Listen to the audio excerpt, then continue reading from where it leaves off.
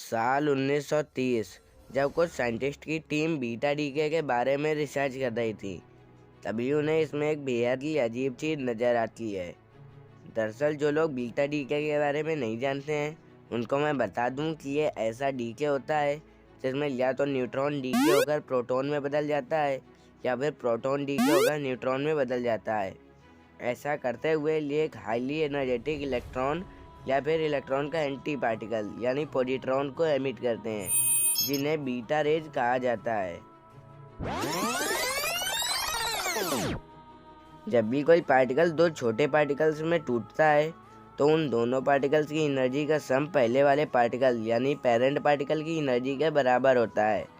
लेकिन उस समय बीटा डीके के बारे में रिसर्च कर रहे वैज्ञानिकों ने गौर किया कि न्यूक्लियस में न्यूट्रॉन डीके होकर जब प्रोटॉन में चेंज हो रहा था तो वह एक इलेक्ट्रॉन को एमिट कर रहा था, और हर बार उस इलेक्ट्रॉन की एनर्जी को कैलकुलेट करने पर यही पता चल रहा था कि उस इलेक्ट्रॉन की एनर्जी उस न्यूट्रॉन के बराबर ना आकर उससे हमेशा थोड़े कम ही आ रही थी।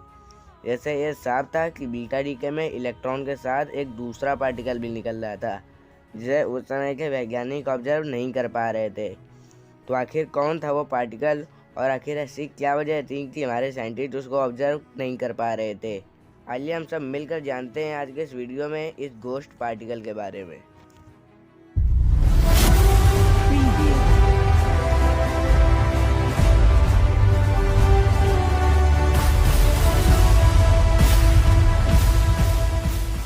आसान शब्दों में कहें तो न्यूट्रिनो वो फंडामेंटल पार्टिकल्स हैं जिनके बारे में हम सबसे कम जानते हैं।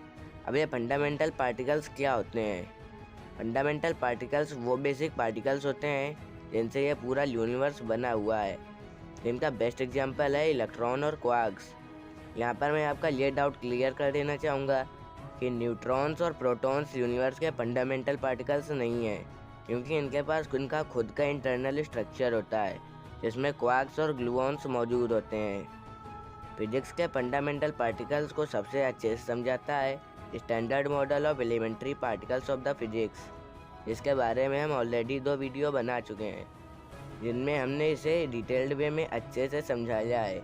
इसीलिए हम आज के इस वीडियो में इसे सिर्फ संक्षेप में ही जानेंगे। अगर आपको इसे अच्छे से समझना है तो उन वीडियोज़ की लिंक डिस्क्रिप्शन और आई बटन में दी गई है, आप वहां से जाकर उन्हें देख सकते हैं। आइए अब फंडामेंटल पार्टिकल्स को ब्रीफ में समझ लेते हैं। पार्टिकल्स 2 टाइप के होते हैं, फर्मियोन्स जिनसे यूनिवर्स का सारा मैटर बना हुआ है, और बोसोन्स जिनसे यूनिवर्स की सारी फोर्सेस बनी हुई हैं। फर्मियोन्स भी यहाँ के 2 टाइप क्वार्क्स और लेप्टॉन्स में बटे हुए हैं। क्वार्क्स भी 6 प्रकार के होते हैं, up, down, strand, charm, top और बॉटम। अब क्योंकि हमें न्यूट्रिनो के बारे में जानना है तो हम क्वार्क्स के बारे में ज़्यादा डिस्कस नहीं करेंगे।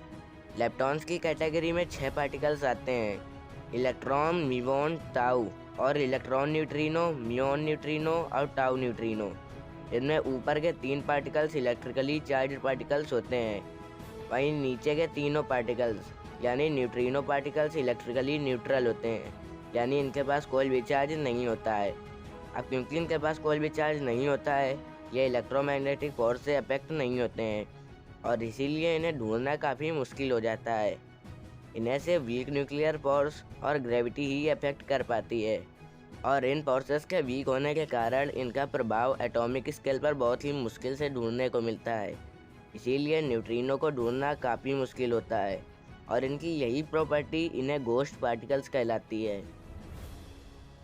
जैसा कि आप न्यूट्रिनो के नाम से ही पता लगा पा रहे होंगे कि इनका नाम चार्ज इलेक्ट्रॉन से एसोसिएटेड है, पर कैसे, आइए जानते हैं। न्यूट्रिनो का नाम चार्ज पार्टिकल से इसलिए एसोसिएटेड होता है क्योंकि बीटा डीके में न्यूट्रिनो के साथ ये इलेक्ट्रिकली चार्ज इलेक्ट्रॉन से निकलते हैं। इसको समझने के लिए इस बात की जानकारी होना ज़रूरी है कि वीक फोर्स न्यूट्रिनो को कैसे अफेक्ट करती है, जिसका सबसे अच्छा उदाहरण हमें डब्ल्यू पार्टिकल के डीके में देखने को मिलता है। डब्ल्यू पार्टिकल इतने ज़्यादा हैवी होते हैं कि ये फॉर्म होते ही वीक न्यूक्लियर फोर्स से इंटरेक्ट करके तुरंत डीके हो जाते हैं, जिसमें ये इलेक्ट्रिकली न्यूट्रल पार्टिकल्स यानी न्यूट्रिनो के साथ साथ चार्ज इलेक्ट्रॉन्स को भी एमिट करते हैं। डीके प्रोसेस में न्यूट्रिनो के साथ जो भी चार्ज इलेक्ट्रॉन निकलता है, हम न्यूट्रिनो के साथ उसी चार्ज इलेक्ट्रॉन का नाम जोड़ देते हैं। फॉर एग्जांपल, अगर डब्ल्यू पार्टिकल के डीके में न्यूट्रिनो के साथ इलेक्ट्रॉन या फिर इसका एंटी पार्टिकल यानी पॉजिट्रॉन निकलता है तो उस न्यूट्रिनो को इलेक्ट्रॉन न्यूट्रिनो कहा जाएगा। वहीं अगर डीके में न्यूट्रिनो के साथ म्यूऑन या एंटी म्यूऑन निकलता है तो उस न्यूट्रिनो को म्यूऑन न्यूट्रिनो कहा जाएगा। न्यूट्रिनो की खोज के बारे में हम किसी अगले वीडियो में जानेंगे। आज के वीडियो में बस इतना ही। मिलते हैं आपसे किसी अगले वीडियो में, तब तक के लिए बाय बाय।